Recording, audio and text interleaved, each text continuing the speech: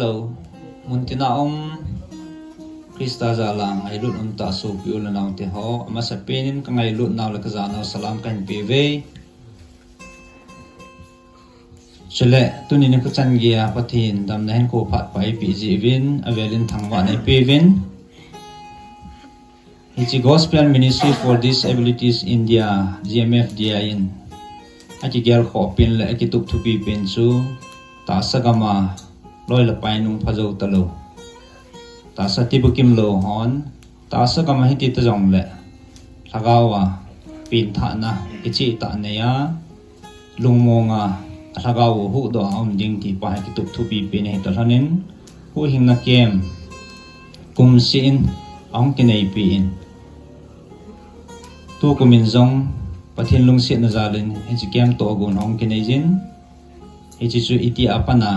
ki pandiham ailole iti chan hediam ti chu detail program he highlight neu khat hichi ho channel yang ang ki pinomen hichi chun hichi highlight nunga Rebecca kunin anangai thawte Gubvei channa ngai lut tibukim lo hu hing na game 2021 Sponsored by Mistress Thithim Dongal and family, Escomanom Village. Amun GMFDI office, Escomanom Village, Tuibong Sisipur.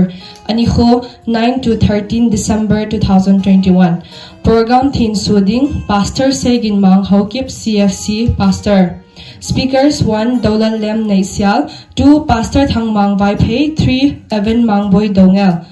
Game Director cum Counselor Reverend Jang Se Dongal. Team Ami hu hing na say Joy Levin First Chronicles bung som la gop chang som ni thum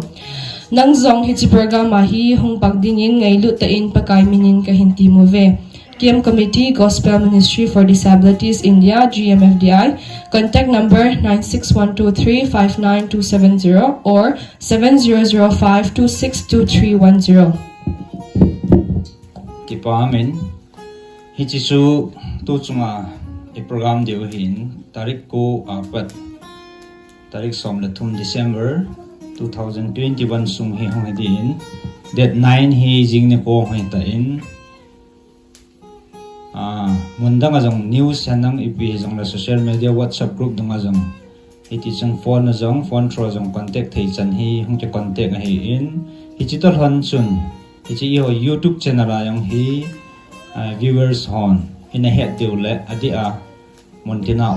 hichi YouTube channel anangai lua subscribe mina bol piwa anavejing ho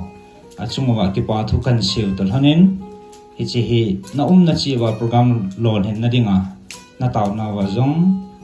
nin kop chi di win ti chu kang taw na hen tin chule ane henai lo kha zong le age tai ti lovin jing ni khol hun ki ma hi tai ane ha khalo tunia hichi YouTube through ane he aum kha jong le muntina chale in sungmi ta ta hobung sum hi ta sa tibukim lo inei te ho chu ke phalam lo hela macha boinam lo hela chi ministry office mona he jing na ko le yong tha jeng theu he ti ta chun team na le he sa na kan neu he ka ke pa e na bon sawen pathin em pathin na bo han